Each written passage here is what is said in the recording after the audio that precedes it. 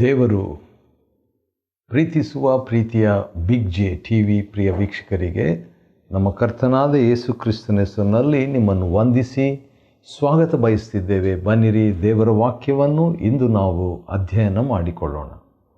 ಇಂದಿನ ನಮ್ಮ ಅಧ್ಯಯನ ಯೋನನ ಗ್ರಂಥ, the book of Jonah, chapter 4, 4ನೇ ಅಧ್ಯಾಯ. ಇದು ಕೊನೆಯ ಅಧ್ಯಾಯ. ಯೋನ ಅಂತ ಹೇಳಿದರೆ ಪಾರಿವಾಳ. ಯೋನನು ಯಾವ ರೀತಿಯಾಗಿ ತನ್ನ ಸಂದೇಶವನ್ನು ಕೊಟ್ಟ ಮೇಲೆ ಏನಾಯ್ತಂತ ನೋಡುವಾಗ ನಿನೆವೆಯವರು ದೇವರ ಕಡೆಗೆ ತಿರುಗಿಕೊಂಡರು. ದೇವರು ಮನಮರುಗಿ ತಾನು ಅವರಿಗೆ ಮಾಡುವೆನೆಂದು ಪ್ರಕಟಿಸಿದ್ದ ಕೇಡನ್ನು ಅಥವಾ ತೀರ್ಪನ್ನು, ಕೇಡನ್ನು ಅಂತ ಹೇಳಿದರೆ ತೀರ್ಪನ್ನು, ಹಾನಿಯನ್ನು, ನಾಶನವನ್ನು, ದಂಡನೆಯನ್ನು, ಯಾಕಂದರೆ ದೇವರು ನ್ಯಾಯಾಧಿಪತಿ, ಆತನು ದಂಡನೆ ಕೊಡಲೇಬೇಕು. ದಂಡನೆಯನ್ನು ಮಾಡದೇ ಬಿಟ್ಟನು. ವಾವ್! ಮನಮರುಗಿ. ಆ 5 ವಿಷಯದಲ್ಲಿ ಒಂದು ವಿಷಯ ನಾವು ತಗೊಳ್ಳೋದಾದರೆ ದೇವರು ಮನಮರುಗಿದನು. 23 ವಿಷಯದಲ್ಲಿ ಒಂದು ವಿಷಯ ತೆಗೆದುಕೊಳ್ಳೋದಾದರೆ ಅವರು ಮಾನಸಾಂತರ ಪಟ್ಟರು. 5 ಮಾತಿನಲ್ಲಿ ಯೋನನು ಹೇಳಿದಂಥ ಮಾತನ್ನು ಒಂದೇ ಮಾತಿನಲ್ಲಿ ಹೇಳಬೇಕಾದರೆ ನ್ಯಾಯ ತೀರ್ಪು. ಆದರೆ ನ್ಯಾಯ ತೀರ್ಪು ಎಂಬ ಸಂದೇಶಕ್ಕೆ ಮಾನಸಾಂತರ ಎಂಬ ಪ್ರತಿಕ್ರಿಯೆ ಜನರು ನೀಡಿದಾಗ ದೇವರು ಮನಮರುಗುವಾತನಾಗಿದ್ದಾನೆ. ಹಳೆ ಒಡಂಬಡಿಕೆಯಲ್ಲಿ, ಅದು ಅವಿಶ್ವಾಸಿಗಳ ವಿಷಯದಲ್ಲಿ, ದೇವರನ್ನೇ ಅರಿಯದವರ ವಿಷಯದಲ್ಲಿ. ಅಂದು ಸ್ವಲ್ಪ ಮಟ್ಟಿಗೆ ದೇವರನ್ನು ಅರಿಯೋದಕ್ಕೆ ಪ್ರಾರಂಭ ಮಾಡಿದ್ದಾರೆ. ದೇವರಲ್ಲಿ ನಂಬಿಕೆ ಇಡುವುದಕ್ಕೆ ಪ್ರಾರಂಭ ಆಗುತ್ತಾನೆ. ಆದಿಕಾಂಡದಿಂದ ಪ್ರಕಟಣೆಯವರೆಗೆ ಅವರು ಕೇಳಲಿಲ್ಲ. ಆದರೆ 5 ಮಾತಿನ ಸಂದೇಶವನ್ನು ದೇವಭಕ್ತನು, ದೇವರ ಪ್ರವಾದಿ ಹೇಳಿದ್ದನ್ನು ಕೇಳಿಸ್ಕೊಂಡು ದೇವರ ಕಡೆಗೆ ತಿರುಗಿಕೊಂಡ್ರು. ಆಗ ನಡೆದಿದ್ದೇನಾಯಿತು ಅಂತ ನೋಡೋಣ ಬನ್ನಿರಿ. ಯೋನನ ಗ್ರಂಥ 4ನೇ ಅಧ್ಯಾಯ. ಇದರಿಂದ ಯೋನನಿಗೆ ಬಹು ಕರಕರೆ ಆಯಿತು. ಭಾಳ ಅಪ್ಸೆಟ್ ಆಗಿಬಿಟ್ಟ ಯೋನ. ಖುಷಿಯಾಗಿರಬೇಕು, ಸಂತೋಷಪಟ್ಟಿರಬೇಕು. ಯಾಕಂದರೆ ತನ್ನ ಒಂದು 5 ಮಾತಿನ ಸಂದೇಶದಿಂದ 1,20,000 ಜನರು ದೇವರ ಕಡೆಗೆ ತಿರುಗಿಕೊಂಡ್ರು, ಒಳ್ಳೆಯವರಾಗ್ಬಿಟ್ರು, ದೇವರು ನಂಬಿದರು ಎಂಬುದಾಗಿ ಅವನು ಸಂತೋಷ ಪಡ್ಬೋದಾಗಿತ್ತು, ಇತರರಿಗೆ ತಿಳಿಸ್ಬೋದಾಗಿತ್ತು. ಹಿಂದಿರುಗಿ ಬಂದು ಆ ಬಗ್ಗೆ ಜೀವಮಾನವೆಲ್ಲ ಅದರ ಬಗ್ಗೆ ಮಾತಾಡಿಕೊಂಡಿರ್ಬೋದಾಗಿತ್ತು. ಆದರೆ ಅವನು ಸಿಟ್ಟುಗೊಂಡು, ಯೆಹೋವ ಲಾಲಿಸು, ನಾನು ಸ್ವದೇಶದಲ್ಲಿರುವಾಗಲೇ ಹೀಗಾಗುವುದೆಂದು ಹೇಳಿದನಷ್ಟೇ. ಹಾಗಾದರೆ ಯೋನ ಈ ರೀತಿಯಾಗಿ ಹೇಳಿಬಿಟ್ಟು ಹೋಗಿದ್ದಾನೆ. ಏನಂತ? ಈಗ ನಾನು ಹೋದರೆ, ನಿನೆವೆಗೆ ಹೋದರೆ, 5 ಮಾತಿನ ಸಂದೇಶವನ್ನು 5 ಸೆಕೆಂಡ್ಸ್ನಲ್ಲಿ ಕೊಟ್ಟರೆ ಅವರೆಲ್ಲ ದೇವ್ರ ಕಡೆ ತಿರುಗಿಕೊಳ್ತಾರೆ, ದೇವರು ಅವ್ರನ್ನೆಲ್ಲ ಕ್ಷಮಿಸಿಬಿಡ್ತಾರೆ, ಮತ್ತು ಅವರಿಗೆ ದಂಡನೆ ಇರೋದೇ ಇಲ್ಲ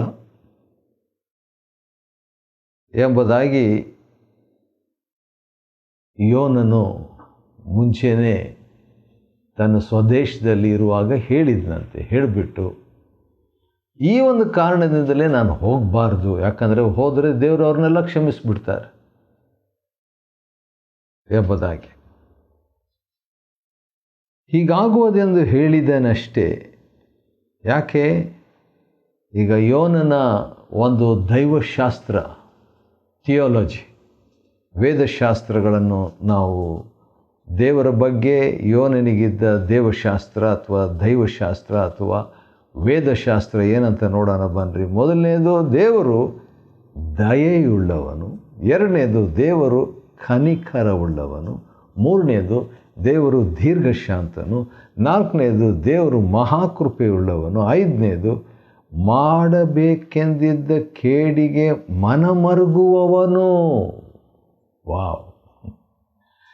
ಇದು ಯೋನನಿಗೆ ಚೆನ್ನಾಗಿ ಗೊತ್ತಿತ್ತು. ಎಂದು ನಾನು ತಿಳಿದೇ ತಾರ್ಷೀಸಿಗೆ ಓಡಿ ಹೋಗಲು ತ್ವರೆಪಟ್ಟೆನು. ಇದು ಗೊತ್ತಿತ್ತು ನನಗೆ. ದೇವ್ರ ಶಿಕ್ಷೆ ಕೊಡಲ್ಲ ನನ್ನ ವೈರಿಗೆ. ದೇವ್ರು ಕ್ಷಮಿಸ್ಬಿಡ್ತಾರೆ ನಮ್ಮ ಪರಮ ವೈರಿಗೆ. ಆದ ಕಾರಣ ನಾನು ಯಾಕೆ ಹೋಗಬೇಕು, ನಾನು ಯಾಕೆ ಸಾರಬೇಕು ಅಂತ ಅಂದುಕೊಂಡಿದ್ದಂತೆ. ಯೋನನ ಒಂದು ಥಿಯಾಲಜಿ, ದೇವರು ದಯೆಯುಳ್ಳವನು, ಇನ್ನೊಂದು ಸರಿ ಹೇಳ್ತೇನೆ, ಕನಿಕರವುಳ್ಳವನು, ದೇವರು ದೀರ್ಘಶಾಂತನು, ದೇವರು ಮಹಾಕೃಪೆಯುಳ್ಳ ಆತನು.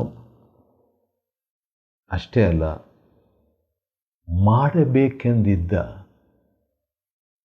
ಕೇಡಿಗೆ, ನ್ಯಾಯ ತೀರ್ಪಿಗೆ ಮನಮರುಗುವಾತನು. ಈಗ ಯೆಹೋವ ಅಂದರೆ, ಯಾಕಂದರೆ ಯೋನನು 4ನೇ ಅಧ್ಯಾಯ 2ನೇ ವಚನದಲ್ಲಿ ಯೆಹೋವ ಎಂಬುದಾಗಿ ಹೇಳಿ ಪ್ರಾರ್ಥನೆ ಮಾಡ್ತಾನಲ್ವ. ಯೆಹೋವ ಅಂದರೆ ಏನು, ಅದರ ಅರ್ಥ ಅಂತ ಹೇಳ್ಬಿಟ್ಟು ದೇವರು ಮೋಶೆಗೆ ಹೇಳಿದ್ದನ್ನು ನೋಡೋಣ. ದೇವರು ಮೋಶೆಗೆ ಹೇಳಿದಂಥ ಮಾತೇನೆಂದರೆ, ಇರುವಾತನೇ ಆಗಿದ್ದೇನೆ, ಇರುವಾತನೇ ಆಗಿದ್ದೇನೆ, ಅಥವಾ ಇರುವಾತನೆಂಬಾತನು, ಅಥವಾ ಎಂಥವನಾಗಿರುವೆನು, ಅಂಥವನಾಗಿರುವೆನು. ಎಂಥವನಾಗಿರುವನು?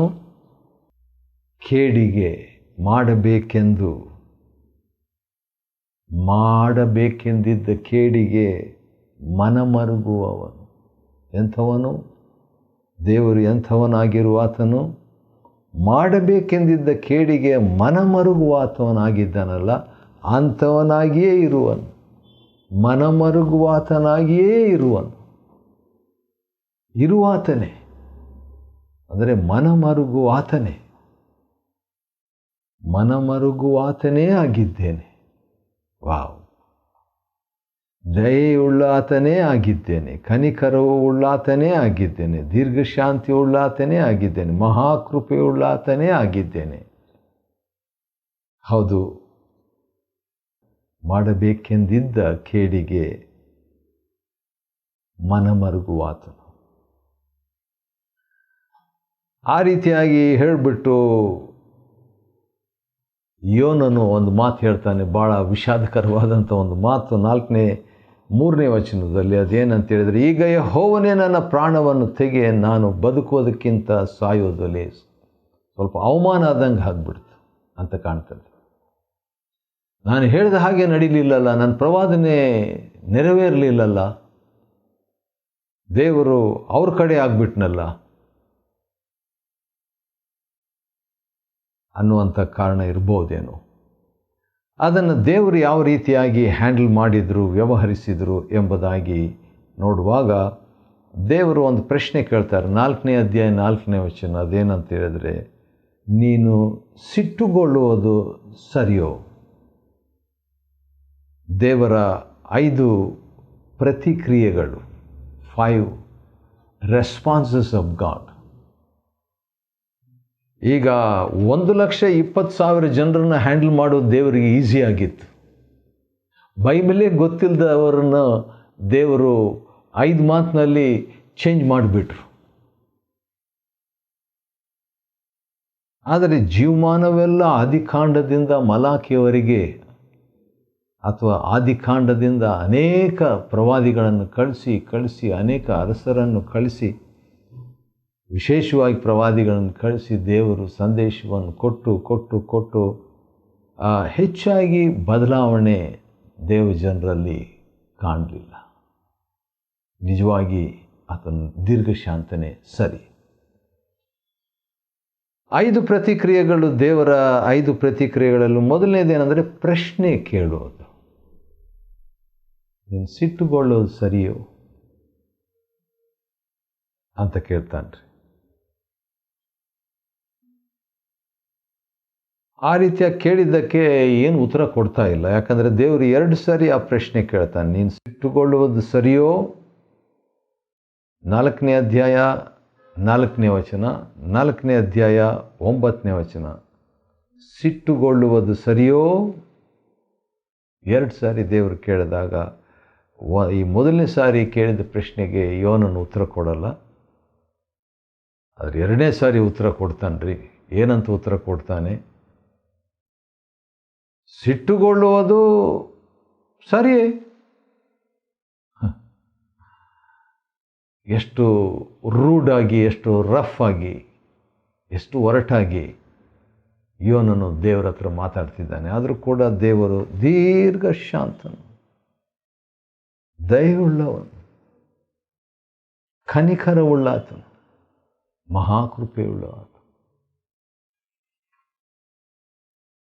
ಅನಂತರ 2ನೇದಾಗಿ ದೇವರು ಮಾಡಿದ್ದು ಏನಂತ ಹೇಳಿದ್ರೆ, ಯೋನನು ಕೂತ್ಕೊಂಡು ಪಟ್ಟಣಕ್ಕೆ ಏನಾಗುತ್ತೆ ನೋಡೋಣ, ಒಂದು ವೇಳೆ ದೇವರು ಏನಾದರೂ ದಂಡನೆ ಕೊಡ್ತಾರೋ ಎಂಬುದಾಗಿ ಕೂತ್ಕೊಂಡು ನೋಡ್ತಾ ಇದ್ದಾಗ ದೇವರು ಯೋನನ ಬಿಸಿಲಿನಲ್ಲಿ ಕೂತ್ಕೊಂಡಿದ್ನಲ್ಲ, ಯೋನನ ಮೇಲ್ಗಡೆ ಒಂದು ಸೋರೆ ಗಿಡವು ಹಬ್ಬಿ ಅವನ ತಲೆಗೆ ನೆರಳಾಗಿ ಅವನ ಕರೆಕರೆಯನ್ನು ತಪ್ಪಿಸುವಂತೆ ಏರ್ಪಡಿಸಿದನು. ಸ್ವಲ್ಪ ಕೋಪ ಕಡಿಮೆ ಆಗಲಿ, ಬಿಸಿಲಿನಲ್ಲಿ ಅವನಿಗೆ ಟೆನ್ಷನ್ ಜಾಸ್ತಿ ಆಗಿದೆ, ಆದ ಕಾರಣ ಅದನ್ನು ಸ್ವಲ್ಪ ಕಡಿಮೆ ಮಾಡೋಣ ಅಂತ ಹೇಳ್ಬಿಟ್ಟು ಸ್ವಲ್ಪ ನೆರಳು ದೇವರು ಕೊಟ್ಟಿದ್ದನು. ನೋಡ್ರಿ, ಕೋಪಗೊಂಡ ಪ್ರವಾದಿ ದೇವರ ಬಗ್ಗೆ ತಿಳಿದಿದ್ದರು, ದೇವರನ್ನು ಅವನು ಪ್ರೀತಿಸಿದರೂ ನೆರೆಯವರನ್ನು ಪ್ರೀತಿಸದೆ, ವಿದೇಶಿಯರನ್ನು ಪ್ರೀತಿಸದೆ, ದೇವರು ಮಾಡಿದ್ದಕ್ಕೆ ಸರಿ ಅಂತ ಹೇಳದೆ, ದೇವರೊಂದಿಗೆ ಸಂತೋಷಿಸದೆ ಇರುವಂಥ ದೇವರ ಸೇವಕನು, ಅವನಿಗೆ ದೇವರು ಯಾವ ರೀತಿಯಾಗಿ ವ್ಯವಹರಿಸಿದನಂತ ನೋಡುವಾಗ, ಹೌದು, ಒಂದು ಸೋರೆ ಗಿಡವನ್ನು ನೆರಳಾಗಿ ಸಿದ್ಧ ಮಾಡ್ತಾನೆ ರೀ. ಮತ್ತು ಅದರಿಂದ ಭಾಳ ಖುಷಿ ಆಯಿತು. ಯಾಕಂತ ಹೇಳಿದ್ರೆ, ಬಿಸಿಲಲ್ಲಿ ಕೂತಂಥ ಯೋನನಿಗೆ 6ನೇ ವಚನ ಹೇಳ್ತದೆ, ಬಹು ಸಂತೋಷವಾಯಿತು, ಮೂಡ್ ಚೇಂಜ್ ಆಯಿತು. ಈಗ ಮಾರನೆಯ ದಿನ ದೇವರು ಒಂದು ಹುಳಕ್ಕೆ ಅಪ್ಪಣೆ ಕೊಡ್ತಾನೆ. ನನಗಿಷ್ಟ ಇದು. ಮೀನಿಗೆ ಅಪ್ಪಣೆ ಕೊಟ್ಟನು, ಬಿರುಗಾಳಿಗೆ ಅಪ್ಪಣೆ ಕೊಟ್ಟನು, ಸೋರೆ ಗಿಡ ಹಬ್ಬಿ ಬರುವಂತೆ ಏರ್ಪಾಡು ಮಾಡ್ತಾನೆ. ಈಗ ಹುಳಕ್ಕೆ ಅಪ್ಪಣೆ ಮಾಡಿದನು. ಯಾಕಂದರೆ ಆತನು ಸರ್ವ ಸೃಷ್ಟಿಗೆ ಯಜಮಾನನು, ಒಡೆಯನು. ಆದ ಕಾರಣ ಹುಳಕ್ಕೆ ಅಪ್ಪಣೆ ಕೊಟ್ಟಾಗ ಏನಾಯಿತು, ಅದು ಸೋರೆ ಗಿಡವನ್ನು ಹೊಡೆಯಲು ಒಣಗಿ ಹೋಯಿತು. ದೇವರು ತಾನು ಏನು ಮಾಡ್ತಾ ಇರೋದು ಆತನಿಗೆ ಗೊತ್ತು. ಆದರೂ ಕೂಡ ಮುಂದೆ ಏನಾಯಿತು ನೋಡೋಣ ಬನ್ನಿರಿ. ಸೂರ್ಯನು ಹುಟ್ಟಿದಾಗ ದೇವರು ಬಿಸಿಯಾದ ಮೂಡಣ ಗಾಳಿಯನ್ನು ಏರ್ಪಡಿಸಿದನು. ಮತ್ತೆ ಇನ್ನೊಂದು ದೇವರು ಏರ್ಪಡಿಸ್ತಾನೆ. ಬಿಸಿಲು ಯೋನನ ತಲೆಗೆ ಹೊಡೆಯಲು ಅವನು ಮೂರ್ಛೆ ಹೋಗುವವನಾಗಿ, ನಾನು ಬದುಕುವುದಕ್ಕಿಂತ ಸಾಯುವುದೇ ಲೇಸು ಎಂದು ಮರಣವನ್ನು ಕೇಳಿಕೊಂಡನು. ಇದು 2ನೇ ಸರಿ ಮರಣ ಕೇಳ್ಕೊಳ್ತಾನೆ. ಈಗಾಗಲೇ ಒಂದು ಸರಿ ನನ್ನ ಪ್ರಾಣವನ್ನು ತೆಗಿ ಅಂತ ಹೇಳ್ಬಿಟ್ಟು 4ನೇ ಅಧ್ಯಾಯ 3ನೇ ವಚನದಲ್ಲಿ ಹೇಳ್ತಾನೆ. ಈಗ 4ನೇ ಅಧ್ಯಾಯ ಮತ್ತು 8ನೇ ವಚನದಲ್ಲಿ ತನ್ನ ಬೇಡಿಕೆಯನ್ನು ರಿಪೀಟ್ ಮಾಡ್ತಾನೆ, ಪುನರಾವರ್ತಿಸ್ತಾನೆ. ಏನಂತ ಹೇಳ್ಬಿಟ್ಟು, ನನಗೆ ಮರಣ ಬೇಕು ಅಂತ ಹೇಳ್ಬಿಟ್ಟು. ಆಗ ದೇವರು ಯೋನನ ಹತ್ರ ಮಾತನಾಡಿದಂಥ ಸಂಗತಿ 5ನೇದಾಗಿ ನಾವು ನೋಡ್ತೇವೆ. ಅದೇನಂತ ಹೇಳಿದ್ರೆ, ಭಾಳ ಚೆನ್ನಾಗಿದೆ ದೇವರ ಒಂದು ಮಾತು. ಅದೇನೆಂದರೆ, ನೀನು ಸೋರೆ ಗಿಡಕ್ಕಾಗಿ ಸಿಟ್ಟುಗೊಳ್ಳುವುದು ಸರಿಯೋ ಅಂತ ಕೇಳಲು, ಹೌದು ಅಂತ ಹೇಳ್ತಾನೆ. ಹೇಳಿದ ಮೇಲೆ ಸರಿ ಅಂತ ಹೇಳಿದ ಮೇಲೆ ತಾನು ಸಾಧಿಸ್ಕೊಳ್ತಾನೆ, ತಾನು ಕೋಪ ಮಾಡಿದ್ದು ಸರಿನೇ ಅಂತ ನೀತೀಕರಿಸ್ಕೊಳ್ತಾನೆ, ಸಮರ್ಥಿಸಿಕೊಳ್ತಾನೆ. ಅದಕ್ಕೆ ಯೆಹೋವನು, ನೀನು ಸೋರೆ ಗಿಡಕ್ಕಾಗಿ ಕಷ್ಟಪಡಲಿಲ್ಲ, ಬೆಳೆಸಲಿಲ್ಲ, ಅದು ಒಂದು ರಾತ್ರಿಯಲ್ಲಿ ಹುಟ್ಟಿ ಒಂದು ರಾತ್ರಿಯಲ್ಲಿ ನಾಶವಾಯಿತು. ಸೋರೆ ಗಿಡದ ವಯಸ್ಸು 1 ದಿನ. 1 ದಿನದ ವಯಸ್ಸುಳ್ಳಂಥ ಗಿಡಕ್ಕಾಗಿ ನೀನು ಕನಿಕರ ಪಟ್ಟಿರುವಲ್ಲಿ, ಎಡಗೈ ತಿಳಿಯದ 1,20,000 ನರಪ್ರಾಣಿಗಳು, ಬಹು ಪಶುಗಳು, ಬಹು ಅಂತ ಹೇಳುವಾಗ ಅದನ್ನು 1,00,000 ಇತ್ತ ಏನೋ ಗೊತ್ತಿಲ್ಲ, ಬಹು ಪಶುಗಳು ಉಳ್ಳ ಆ ದೊಡ್ಡ ಪಟ್ಟಣವಾದ ನಿನೆವೆಗಾಗಿ ನಾನು ಕನಿಕರ ಪಡಬಾರ್ದು ಎಂಬುದಾಗಿ ದೇವರು ಕೇಳ್ತಾನೆ. ಆ ಪ್ರಶ್ನೆಯೊಂದಿಗೆ ಮುಕ್ತಾಯವಾಗ್ತದೆ ಯೋನನ ಗ್ರಂಥ. ಯೋನನು ಉತ್ತರ ಕೊಡ್ತಾ ಇಲ್ಲ. ಹಾಗಾದರೆ ದೇವರ ಬಗ್ಗೆ ನಾವು ಕಲಿಯುವಂಥ ದೊಡ್ಡ ಪಾಠ ಯೋನನ ಗ್ರಂಥದಲ್ಲಿ ಅದೇನಂತ ಹೇಳಿದ್ರೆ, ನಾನು ಕನಿಕರ ಪಡಬಾರ್ದು, ನಿನೆವೆಗಾಗಿ ನಾನು ಕನಿಕರ ಪಡಬಾರದು. ನಿನೆವೆ ಅಂತ ಹೇಳುವಾಗ ಅವರು ವಿಶ್ವಾಸಿಗಳಲ್ಲ. ಈಗ ತಾನೇ ಕೆಲವು ನಿಮಿಷಗಳ ಹಿಂದೆ ದೇವರನ್ನು ನಂಬಿದವರಾಗಿದ್ದರು. ಈಗ ತಾನೇ ಕೆಲವು ನಿಮಿಷಗಳ ಹಿಂದೆ ದೇವರ ಕಡೆಗೆ ತಿರುಗಿಕೊಂಡವರಾಗಿದ್ದರು, ಪಶ್ಚಾತ್ತಾಪ ಪಡುವವರಾಗಿದ್ದರು. ಬಹಳ ವಾಕ್ಯಗಳು ಗೊತ್ತಿಲ್ಲ, ಗೊತ್ತಿರುವಂಥ ಒಂದೇ ವಾಕ್ಯ, 5 ಮಾತಿನ ಒಂದೇ ವಾಕ್ಯ ನಂಬಿದರು, ಪ್ರತಿಕ್ರಿಯೆ ನೀಡಿದರು. ದೇವರ ಮಾತಿಗೆ ಅವರು ಸಕಾರಾತ್ಮಕವಾಗಿ ಪ್ರತಿಕ್ರಿಯೆಯನ್ನು ನೀಡಿ ತಮ್ಮ ಮಾನಸಾಂತರವನ್ನು, ಪಶ್ಚಾತ್ತಾಪವನ್ನು ವ್ಯಕ್ತಪಡಿಸಿದರು. ಆದ ಕಾರಣ ದೇವರು 1,20,000 ಜನರು ಪ್ಲಸ್ ಬಹು ಪ್ರಾಣಿಗಳನ್ನು ಅವುಗಳ ಮೇಲೆ ಕನಿಕರ ಪಟ್ಟನಂತೆ. ಪ್ರಾಣಿಗಳ ಮೇಲೆ ಕೂಡ ದೇವರು ಕನಿಕರ ಪಟ್ಟಣ. ಯಾಕಂದರೆ ಪ್ರಾಣಿಗಳು ಕೂಡ ಗೋಣಿತಟ್ಟನ್ನು ಹೊತ್ತುಕೊಂಡು ಪಶ್ಚಾತ್ತಾಪ ವ್ಯಕ್ತಪಡಿಸಿತು. ಊಟ ಮಾಡಲಿಲ್ಲ ಅಂತೆ, ರುಚಿ ನೋಡಲಿಲ್ಲ ಅಂತೆ, ತಿನ್ನಲಿಲ್ಲ ಅಂತೆ, ಕುಡಿಲಿಲ್ಲ ಅಂತೆ. ಭಾಳ ಆಶ್ಚರ್ಯವಾದಂಥ ಒಂದು ಈ ಕನಿಕರ ಅನ್ನುವಂಥ ಪದ ಬಿಟ್ಟು ಬಿಡಬಾರ್ದು ಎಂಬುದಾಗಿ. ಹೋಗಲಿ ಬಿಡು, ಅದರಲ್ಲಿ ಕ್ಷಮೆ ಅಡಕವಾಗಿದೆ. ಆದ ಕಾರಣ ದೇವರ ಬಗ್ಗೆ ಇವೆಲ್ಲ ತಿಳ್ಕೊಂಡಂಥ ಭಕ್ತನು ದೇವರು ಆ ರೀತಿಯಾಗಿ ಇರಬಾರದು ಅಂತ ಅಪೇಕ್ಷೆ ಪಟ್ಟನು. ಆದರೆ ದೇವರು ಹೇಳಿದ್ದು ಏನಂದರೆ, ಆ ರೀತಿಯಾಗಿಯೇ ಇರ್ತೇನೆ ಅಂತ ಹೇಳ್ಬಿಟ್ಟು. ಯಾಕಂದರೆ ಆತನ ಹೆಸರು ಯೆಹೋವನೆಂದರೆ ಎಂಥವನಾಗಿರುವನೋ ಅಂಥವನಾಗಿರುವಾತನು, ಎಂಥವನಾಗಿರುವೆನು ಅಂಥವನಾಗಿರುವೆನು ಎಂಬಾತನು. ಆದ ಕಾರಣ ಈ ಒಂದು ಮಾತಿನಿಂದ ನನಗೆ ಬಹಳ ಉತ್ತೇಜನ ಆಯಿತು. ದೇವರು ಎಷ್ಟು ಕನಿಕರವುಳ್ಳವನಾಗಿದ್ದಾನೆ. ಪ್ರಾಣಿಗಳನ್ನು ಕ್ಷಮಿಸಿ, ಅವಿಶ್ವಾಸಿಗಳನ್ನು ಅವರ ಮೇಲೇನೂ ಕನಿಕರಪಟ್ಟು ಮಾಡಬೇಕೆಂದಿದ್ದ ಕೇಡಿಗೆ ಮನಮರುಗಿದ ಮಹಾದೇವರು ಎಂಥವನಾಗಿರುವನು ಅಂಥವನಾಗಿರುವಾತನು ನಮ್ಮ ತಂದೆಯಾಗಿದ್ದಾನೆ.